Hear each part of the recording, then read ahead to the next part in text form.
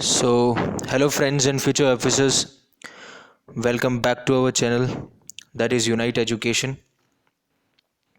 तो ये अब पार्ट 2 है जिसमें हम इंडियन पॉलिटी के प्रीवियस ईयर क्वेश्चंस को डिस्कस करेंगे। पार्ट 1 में हमने 2014 से लेकर 2017 के जितने भी पॉलिटी के क्वेश्चंस आए हैं वो डिस्कस किए।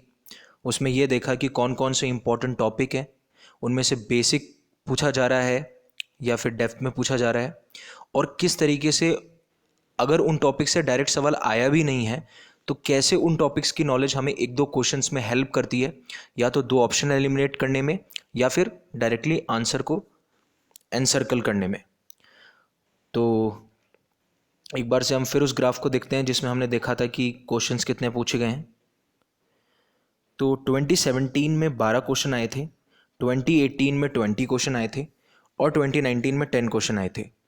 तो अब हम इस वीडियो में स्टार्ट करेंगे कि 2017 में कैसे क्वेश्चंस आए थे, और थोड़ा सा आपने अभी पहला वीडियो देखा ही होगा या फिर जिन्होंने नहीं देखा है वो एक बार पहला वीडियो देखेंगे तो उससे एक लिंक उन्हें पता चलेगा कि हाँ, कि जिस तरीके से हमने आइडेंटिफाई किए कि ये इंपॉर्टेंट टॉपिक है और किस तरीके से ओरिएंटेशन रहता है और किस तरीके से क्वेश्चन पूछे जा रहे हैं, तो उनका क्या फ़ायदा मिलेगा। तो वो अब 2017, 2018, 2019 में हमें ज़्यादा मिलेगा, और आपको 2017, 2018, 2019 में ज़्यादा फोकस करने की ज़रूरत है, बिकॉज अब ओरिएंटेशन और पैटर्न और टॉपिक्स इस, क्योंकि 2020 में जो लेटेस्ट है 2017, 2018, 2019 है, इसलिए वो आपको 2020 में ज़्यादा हेल्प करेंगे। तो चलिए अब 2017 के क्वेश्चन अपन स्टार्ट करते हैं। तो पहला क्वेश्चन है जिसमें पूछ रहे हैं कि सेंट्रल विजिलेंस कमीशन किसकी रिकमेंडेशन पे सेटअप किया गया था। तो अगेन सीवीसी, सीबीआई, एनएचआरसी, ये बहुत इंपॉर्टेंट बॉडीज़ हैं जो कि न्यूज़ में भी रहती हैं, और अगर कोई भी टीचर आपको पढ़ाएगा तो ये बताएगा कि ये सारी जो बॉडीज़ हैं वो इंपॉर्टेंट है। इसलिए इन चीज़ों का ध्यान रखिएगा कि जो इंपॉर्टेंट बॉडीज़ हैं वो पूछी जा रही है, और इसमें डायरेक्टली पूछा है कि रिकमेंडेशन किसके रिकमेंडेशन पे इसको सेटअप किया गया था।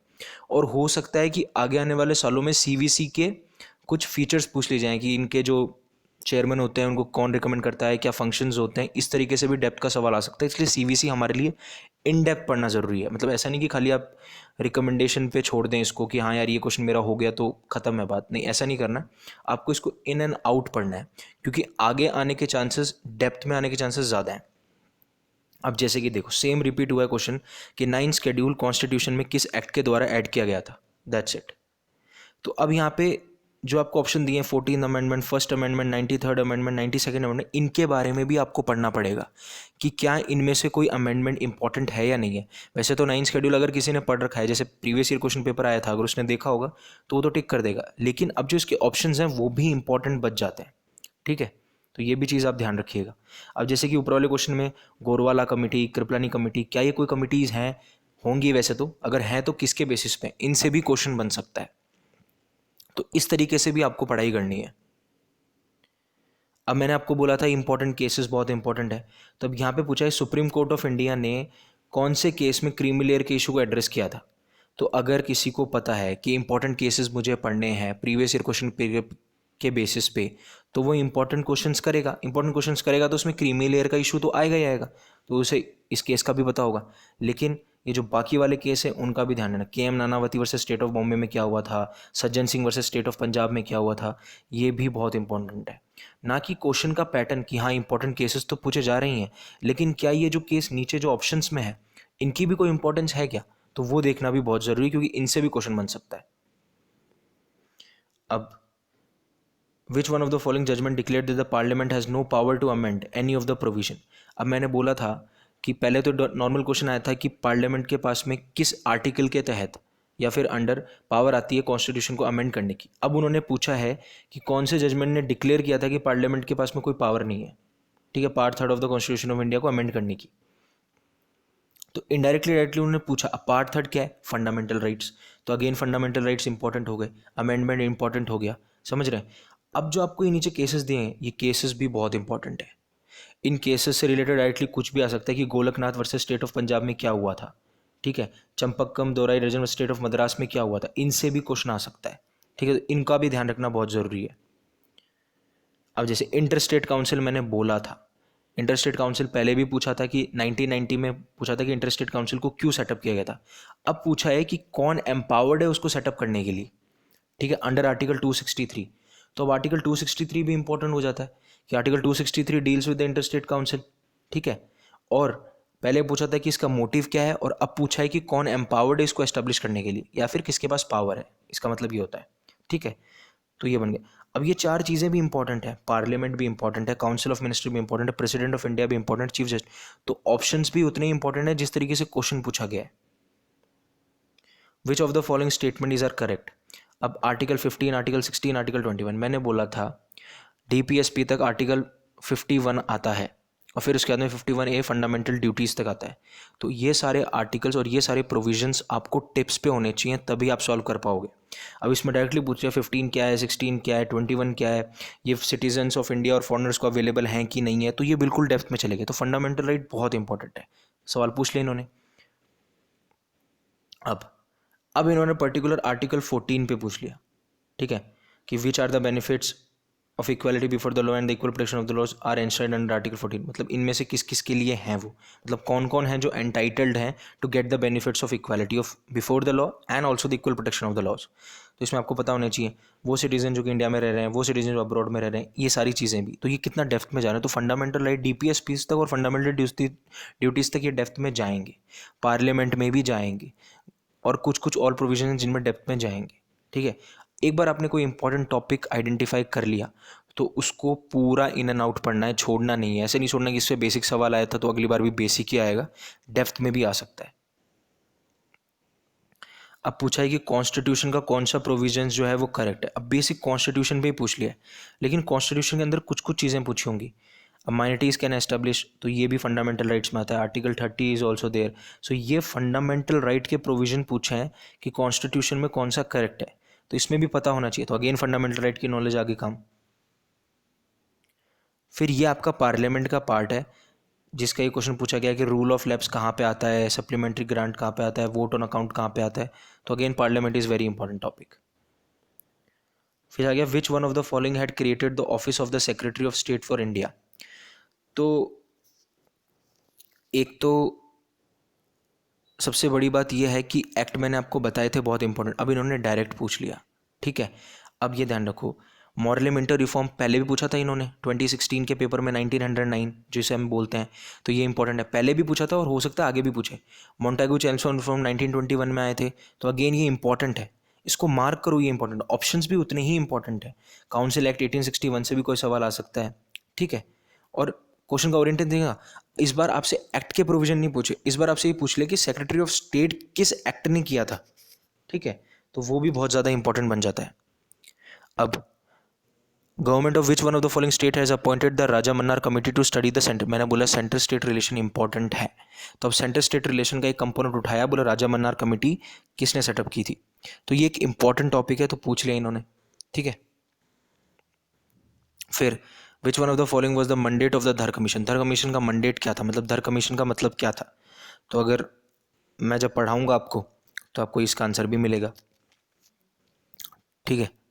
अब बात करते हैं 2018 जिसमें मैक्सिमम सवाल आए, और मेरे को लगता है कि 2018 पेपर हार्ड था, no doubt paper was toughest in a decade, but सबसे बड़ी बात ये थी कि पॉलिटी के क्वेश्चन आसान थे। मतलब अगर किसी बंदे ने पॉलिटी अच्छे से पढ़ी है, थोड़ा सा टाइम दिया है according to previous question paper, और अपने रिसोर्सेज को इफेक्टिवली उन्होंने रीड और रिवाइज किया है, तो 20 में से 15-16 क्वेश्चन आराम से वो कर सकता था।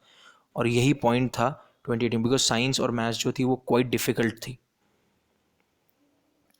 तो अगेन अब आपने पहले देखा होगा कि अशोक मेहता का नाम आया था, ठीक है। अब इन्होंने पूछा कि अशोक मेहता कमेटी को किस लिए कॉन्स्टिट्यूट किया गया था और उन्होंने रिकमेंडेशन किस पे दी थी। तो यार अगर अशोक मेहता आपने सबने पढ़ी होगी, ठीक है, अगर बेसिक भी पता होगा कि कहाँ था तो आप कर जाओगे इसको, ठीक है। फिर मैंने बोला है कि प्रेसिडेंट इंपॉर्टेंट है, ठीक है। तो इन्होंने क्या पूछा, the power of the president of India to refer matter back to the council of minister for reconsideration was inserted in the constitution which amendment. तो या तो आप अमेंडमेंट के एंगल से पढ़ लो कि यार कौन कौन से अमेंडमेंट इंपॉर्टेंट, या फिर आप प्रेसिडेंट के एंगल से पढ़ लो, दोनों में इसका आंसर हो जाएगा। फिर जो फेडरल सिस्टम है इंडिया का वो यूएसए से डिफरेंट कैसे है। तो फेडरल सिस्टम का मतलब होता है कि डिवीजन ऑफ पावर्स, कि भाई खाली पावर सेंटर के पास ही है या फिर डिसेंट्रलाइज्ड भी है कि या फिर मतलब स्टेट को भी डिवाइड कर रखी है, तो उस फेडरल सिस्टम में हमारा डिफरेंस क्या है, ठीक है, एक्सेप्ट किस में, ठीक है, तो वो देखना है। फिर directive principle of state policy कौन सा है इनमें से, विच one of the following is not a part, okay, ध्यान रखना है नॉट अ पार्ट, तो इनमें से कौन सा नहीं है, ठीक है, तो वो पता होना चाहिए था आपको। तो again DPSPs are important. Then पूछा है कि फंडामेंटल ड्यूटीज़ और डीपीएसपीज में किसका मतलब दोनों में आता है वो, तो अगेन आपको मैंने बोला फंडामेंटल ड्यूटीज़ तो टिप तक पता होना चाहिए। फिर which one of the following statement with regard to panchayat is not correct, again मैंने बोला था कि पंचायत इंपॉर्टेंट है, तो जो मैंने 2017 तक बोला है या 2016 तक भी बोला था वो सारे हो रहे हैं, फंडामेंटल राइट्स, डीपीएसपीज, पंचायत, सारे उसी से, या तो committees, important amendments, important acts. तो आप देख रहे हो अगर आप प्रीवियस ईयर क्वेश्चन पेपर करोगे और उसके हिसाब से पढ़ाई करोगे तो आपके एफर्ट 50 to 60% रिड्यूस हो जाएंगे। Only you need to give 40 to 50%, but उन टॉपिक्स को बार बार रिवाइज करना पड़ेगा। फिर पहली बार क्वेश्चन क्या आया था कि नेशनल ग्रीन ट्रिब्यूनल को की जो बेंच है वो कहाँ बैठती है। इस बार इन्होंने क्या पूछा कि नेशनल ग्रीन ट्रिब्यूनल को किस 5 ईयर प्लान में सेटअप किया गया था। तो अगर कोई जाएगा वो नेशनल ग्रीन ट्रिब्यूनल के बारे में पढ़ेगा तो क्या पढ़ेगा कि नेशनल ग्रीन ट्रिब्यूनल को 2010 में फॉर्म किया गया था, ठीक है। तो अब खुद सोचो 9, 10th, 11th, 12th 5 year plan कौन से 5 ईयर प्लान में होगा, 12th 5 ईयर प्लान कब था, 11th 5 ईयर प्लान कब था। अगर आपको ये भी पता होगा तो देख रहे हो 5 ईयर प्लान इकोनॉमिक्स का टॉपिक है लेकिन उसको मिक्स किसके साथ किया, पॉलिटी के साथ। तो इस तरीके से भी क्वेश्चन पूछे जाते हैं। तो बेसिक 5 ईयर प्लान्स की भी इंफॉर्मेशन और एनजीटी पता है, अब एनजीटी आपको पता है 2010 में हुआ था, लेकिन ये भी पता होना चाहिए ना उस टाइम पे कौन सा 5 ईयर प्लान चल रहा था, ठीक है। अब आपसे एक सवाल पूछा गया था, पहले एक अपन ने देखा था प्रीवियस क्वेश्चन पेपर्स में कि जब हमको आज़ादी मिल गई थी 1947 में और जब तक हमारा कॉन्स्टिट्यूशन इनेक्ट हुआ था उस टाइम पे हम किससे गवर्न हो रहे थे। तो वो तो गवर्न हम हो रहे थे गवर्नमेंट ऑफ इंडिया एक्ट 1935 से, बट उसके ऑप्शंस में कहीं ना कहीं इंडियन इंडिपेंडेंस एक्ट था, उसी के कैरेक्टरिस्टिक्स पूछ लिए। तो मैंने बोला ऑप्शंस में भी जो चीज़ें होती हैं वो भी उतनी ही इंपॉर्टेंट होती हैं, ठीक है। मतलब मैं प्रूव कर रहा हूँ यहाँ पे, दिखा रहा हूँ आपको, क्योंकि कई बार क्या होता है अपन ओवरलुक कर देते हैं कि हाँ देखा देखा, हाँ ये भी इंपॉर्टेंट, ये भी लेकिन ये तो देखो कि ऑप्शंस भी उतने ही इंपॉर्टेंट हैं। फिर अगेन कि भाई which one of the following statement relating to the power of the president of India of grant of pardon is not correct. President important है तो उसकी पार्डनिंग पावर भी इंपॉर्टेंट होगी, ठीक है। मैंने बोल रहा हूँ प्रेसिडेंट इंपॉर्टेंट तो इन्हें नॉट पढ़ना ही है, ठीक है। अब फिर again 8th schedule of the constitution of India में कौन कौन सी करेक्ट कॉम्बिनेशन है लैंग्वेजेस की, कौन कौन सी मतलब है इसके अंदर। तो अगेन 8th शेड्यूल इंपॉर्टेंट है, उसके अंदर जो लैंग्वेजेस हैं वो भी उतनी इंपॉर्टेंट है। फिर उसके बाद में विच one of the following commission has not examine the issue of removal of the governor of a state. अब कमीशन इंपॉर्टेंट है तो पूछा कि किसने नहीं किए, तो गवर्नर किसके में आता है, गवर्नर आता है सेंट्रल स्टेट रिलेशंस में। तो कौन कौन से ऐसे कमीशन हैं जिन्होंने सेंट्रल स्टेट पे नहीं दिया, जिसने नहीं दिया वो उसका आंसर हो गया, ठीक है। तो मैं आपको एक वो दे रहा हूँ। अब over which of the following the Lok Sabha and the Rajya Sabha held joint sitting to resolve the differences. कौन कौन से बिल में या एक्ट में लोकसभा राज्यसभा एक साथ बैठी है। डायरेक्ट क्वेश्चन आ रहे हैं लक्ष्मीकांत से और उन प्रोविजन से जो कि इंपॉर्टेंट चैप्टर्स हैं, ठीक है। तो उसको तो आप मिस कर ही नहीं सकते। फिर the provision of the panchayat, again मैंने बोला था, ठीक है, पंचायत से रिलेटेड कोई भी चीज़ है वो पूछ ली। फिर which one of the following statement about the constitution of India is correct. अब कॉन्स्टिट्यूशन ऑफ इंडिया के अगेन कॉन्स्टिट्यूशन ऑफ इंडिया तो हम पढ़ ही रहे हैं तो उससे रिलेटेड क्या है, ठीक है, तो ये भी इंपॉर्टेंट है। मतलब मेरे हिसाब से 2018 का जो पेपर था पॉलिटी का, it was the easiest paper मेरे हिसाब से। बाकी ओपिनियन लोगों का कुछ बचता है, अगर आपने रिसोर्स को अच्छे तरीके से पढ़ा है on the base of previous question papers and Laxmikanth, आप इसको कर जाओगे, मतलब आराम से इसको लिख जाओगे। अगेन कॉन्स्टिट्यूशन ऑफ इंडिया से पूछा है क्योंकि जो बेसिक फीचर्स हैं कॉन्स्टिट्यूशन ऑफ इंडिया के वो आपको पता होने चाहिए, उसी से सवाल आ रहा है और ये चैप्टर है लक्ष्मीकांत के अंदर। फिर पूछ रहे हैं कि who among the following is not associated to the governing council of NITI Aayog. अब नीति आयोग एक नया चैप्टर जोड़ा गया था 5th एडिशन में आई गेस, उसके बेसिस पे सवाल पूछा गया, ठीक है। तो नीति आयोग भी बहुत इंपॉर्टेंट बॉडी है क्योंकि करंट अफेयर्स में थी। मैंने आपको बोला था इंपॉर्टेंट आर्टिकल्स इंपॉर्टेंट है और पहले अपन से आर्टिकल 371G बोला, अब आर्टिकल 371 पे पूछा कॉन्स्टिट्यूशन ऑफ इंडिया, ठीक है, यही पूछा गया है। अब इसमें पूछा गया है again constitutional amendment has enormously strengthen the power of the speaker chairman of the house of the parliament. तो which one of the following constitutional amendment, कौन से कॉन्स्टिट्यूशन अमेंडमेंट ने स्पीकर और चेयरमैन की जो पावर्स हैं उनको स्ट्रेंथन किया है? तो अगेन द इंपॉर्टेंट अमेंडमेंट्स। अब अपन ने 2016 में देखा था, दोनों क्वेश्चन किस, which one of the following judgement is associated with the primacy of the chief justice of India and the collegium of जजेस in the appointment and transfer. तो इसमें देखो केशवनंद भारती, जो कि उसमें टाइम भी था, अगर आपने पढ़ा होता तो शायद इसका आंसर मिलता, लेकिन इसका आंसर ये नहीं है। मैं नहीं बता रहा कि इसका आंसर ये है, लेकिन आपको इंपॉर्टेंट जो केसेस हुए हैं उन पर भी ध्यान देना पड़ेगा। अगेन स्टेटमेंट 1 स्टेटमेंट 2 राज्यसभा से सवाल पूछ लिया। In India majority of the members, तो अगेन राज्यसभा इज इंपॉर्टेंट, ठीक है, जो कि अपन ने 2014 में देखा था कि राज्यसभा इंपॉर्टेंट, अभी भी आ रहा है, तो that topic is still relevant. तो ये सारे इंपॉर्टेंट टॉपिक्स रेलिवेंट है, कान इधर से पकड़ो या उधर से पकड़ो, इसी तरीके से यूपीएससी करेगी। राज्यसभा इंपॉर्टेंट टॉपिक, आप सवाल कहीं से भी पूछेगी तो आपको पढ़ना जरूरी है। अब अपन आते हैं लास्ट, जो कि 2019 में हुआ है, उसमें सिर्फ 10 क्वेश्चन ही आए थे। तो अब 2019 की हम बात कर लेते हैं कि किस तरीके से क्वेश्चन पूछे गए।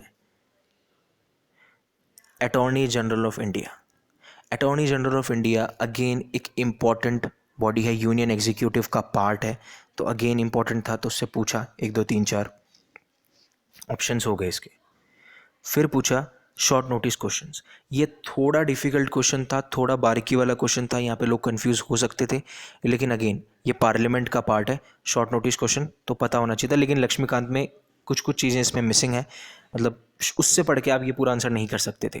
तो ठीक है, 50-50 चांस लेना है, या तो आपके पाले में वो चीज़ गिरेगी या तो नहीं गिरेगी।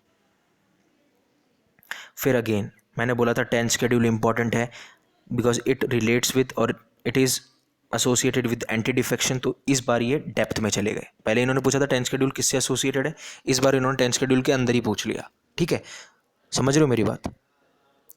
फिर उसके बाद में ये थोड़ा सा डिफिकल्ट क्वेश्चन था, लेकिन कॉमन सेंस से हो सकता था, लेकिन थोड़ा डिफिकल्ट था। स्टेट लिस्ट में क्या है, यूनियन लिस्ट में क्या है, कॉन्करेंट लिस्ट में क्या है, ठीक है, वो भी पता होना बहुत ज़रूरी था। फिर ये इन्होंने पूछा 2018 में पूछा है कि कौन सा इनमें से directive principle state of policy नहीं है, सेम वही क्वेश्चन पूछा है, और जो 2018 में 2 ऑप्शन थे वो सेम के सेम रखे हैं, यूनिफॉर्म सिविल कोड वाला और सेपरेशन ऑफ जुडिशरी, सेम के सेम रखे हैं। तो अगर किसी ने प्रीवियस क्वेश्चन पेपर किया तो ये 2 ऑप्शन तो वो एलिमिनेट कर ही देगा कि ये तो पार्ट है ही, अब इन दोनों में से देखना है कि कौन सा पार्ट नहीं है, ठीक है। अगेन डीपीएसपी, लेकिन डीपीएसपी के पूछा है कैरेक्टरिस्टिक्स क्या है, तो ये थोड़ा सा डेप्थ में क्वेश्चन चलेगा, तो देख रहे हैं डीपीएसपी कितना इंपॉर्टेंट है। फिर है मनी बिल, मैंने बोला था मनी बिल इंपॉर्टेंट है, काफ़ी बार पूछा जाता है और मनी बिल से सवाल आया, ठीक है, तो ये। फिर अगेन आपसे डायरेक्टली पूछा to cherish and follow the noble ideas, मतलब ये जो है वो किसका प्रोविजन है, डीपीएससी पे है, डीपीएसपी का है, फंडामेंटल ड्यूटीज़ फंडामेंटल, अब ये चारों इंपॉर्टेंट चीज़ हैं, DPSP, fundamental duties, fundamental rights, preamble, चारों की चारों इंपॉर्टेंट चीज़ें। फिर which one of the following authorities cannot organise Lok Adalat, ये क्वेश्चन डिफिकल्ट है but common sense. Common sense कैसे, Lok Adalat, lok means for the people, adalat means court जैसा होता है। तो अब बताइए taluk legal service committee, legal services मतलब they are going to provide you legal services, तो मतलब अदालत तो कर सकते हैं, मतलब common sense, taluk legal service को हटा दो। High court legal service committee कर सकते हैं, इसको भी हटा दो। अब बच्चे क्या, पंचायत कमेटीज, आपने ये तो सुना ही होगा डिस्ट्रिक्ट अथॉरिटीज़ लोगों को बुलाते हैं, समन करते हैं, ठीक है, सुना ही होगा, काफ़ी बार मूवीज़ में भी देखा होगा, न्यूज़पेपर्स में भी पढ़ा होगा। तो अगेन इसको एलिमिनेट कर दिया पंचायत कमेटीज़, कभी भी पंचायत कमेटीज़ लोक अदालत को ऑर्गेनाइज नहीं करती, तो इसका आंसर ये अपन को मिल गया। फिर पूछा है कि फाइनेंस कमीशन के लिए कौन कौन सी असेंशियल रिक्वायरमेंट है पर्सन को अपॉइंट करने के लिए, तो again finance commission is an important body, article 280। तो आपसे ये भी पूछ सकते हैं कि विच one of the article is associated with the finance commission, तो उसका आंसर होगा आर्टिकल 280, ठीक है, तो इस तरीके से भी ध्यान रखना है। तो ये पूरा एक 2 वीडियोस में हमने 5 साल के पूरे प्रीवियस ईयर क्वेश्चन पेपर्स किए हैं, जिसमें हमने एनालाइज किया कि इम्पॉर्टेंट टॉपिक्स क्या हैं, किस तरीके से क्वेश्चन पूछे जा रहे हैं, उनके ऑप्शंस भी इक्वली इतने ही इंपॉर्टेंट है, वो ऑप्शंस भी हमें बताते हैं कि ये इंपॉर्टेंट केसेस हैं, ये इंपॉर्टेंट एक्ट्स हैं, ये इंपॉर्टेंट अमेंडमेंट्स हैं, ये इंपॉर्टेंट टॉपिक्स हैं। और जो एक बार पेपर में इंपॉर्टेंट टॉपिक या फिर इंपॉर्टेंट ऑप्शन बन गया, उसको आपको इन एंड आउट पढ़ना ही है, उसको आपको ऊपरी लेवल पे नहीं छोड़ देना है कि बेसिक बेसिक पढ़ लेता हूँ। लेकिन हाँ, जिन एरियाज़ में अभी तक यूपीएससी नहीं गई है उन एरियाज़ को आप सिर्फ बेसिक पढ़ेंगे। जैसे अगर मैं आपको कोऑपरेटिव सोसाइटीज़ की बात करता हूँ तो शायद वो अभी तक नहीं गई हैं, तो उसमें शायद आपसे ये पूछ ले कि कोऑपरेटिव सोसाइटीज़ को एम्पावर्ड कौन है, कैसे बनती है, कौन से आर्टिकल में है, बेसिक बेसिक कौन से पार्ट में, ये पूछ सकती हैं, लेकिन उसके डीप में नहीं जाएंगी। वो हिंट देते हैं यूपीएससी वाले। पहले आपको एक सवाल पूछेंगे, बेसिक पूछा उसका कि what was the reason behind it, या फिर क्या था क्या नहीं था, कौन सा आर्टिकल था। उसके बाद में वो अगले साल उससे डेप्थ में पूछेंगे। ऐसा नहीं करेंगे कि एकदम से सारे सवाल पूछ लेंगे। तो जिन एरियाज़ को हम आइडेंटिफाई कर चुके हैं उसमें तो हमें इन एंड आउट पढ़ना ही है। जिन एरियाज़ में आपको लगता है कि ये एरिया तो नॉर्मल है, उसका सिर्फ ऊपर ऊपर पहला एक दूसरा पैराग्राफ या फिर कुछ कुछ इंपॉर्टेंट चीज़ें आपको तैयार करनी है। That's it with respect to previous question papers. तो thank you very much for patiently listening to me. And again, here on behalf of United Education, I am signing off. Keep studying, keep growing. Do like, share, and subscribe this video if you think this channel or these videos are making difference in your preparation. God bless you.